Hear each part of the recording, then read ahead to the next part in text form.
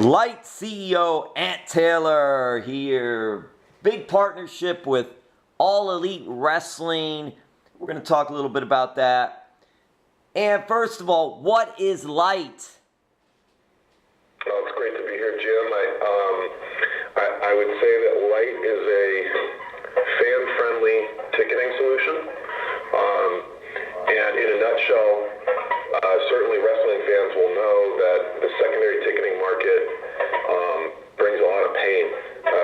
So folks can't get tickets in the on sale and then find themselves facing insane prices, typically because scalpers are driving up those prices, or even worse, buying fake tickets and showing up at the venue not able to scan in.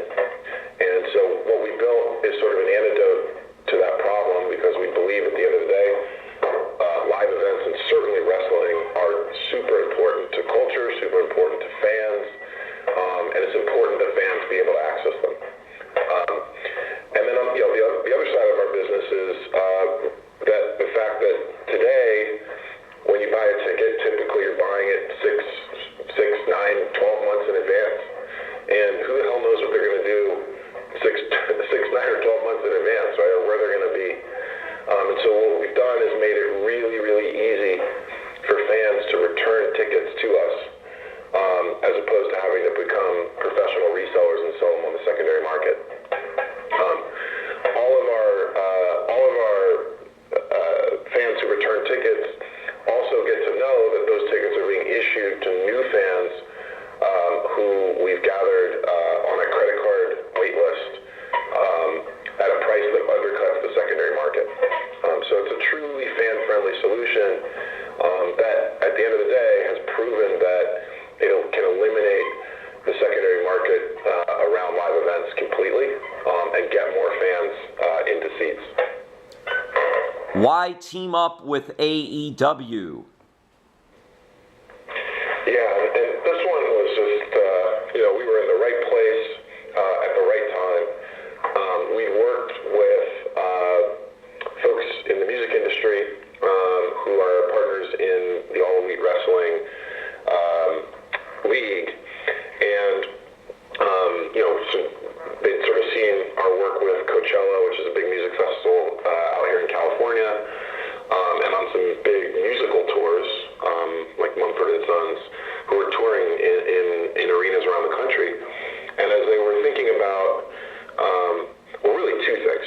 One, which I'm just so in awe of, how do we build a truly fan-centric sports and entertainment experience?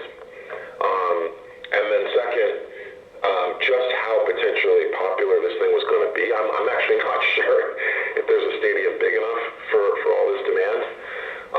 We sprang to minds.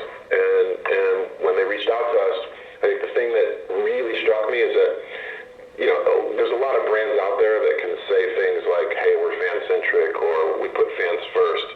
It's a totally another thing to actually go about building something that's fan-first. And frankly, it's harder, right? Like it'd be easy to just announce this thing and then leave fans to their own devices to try to figure out how to get there.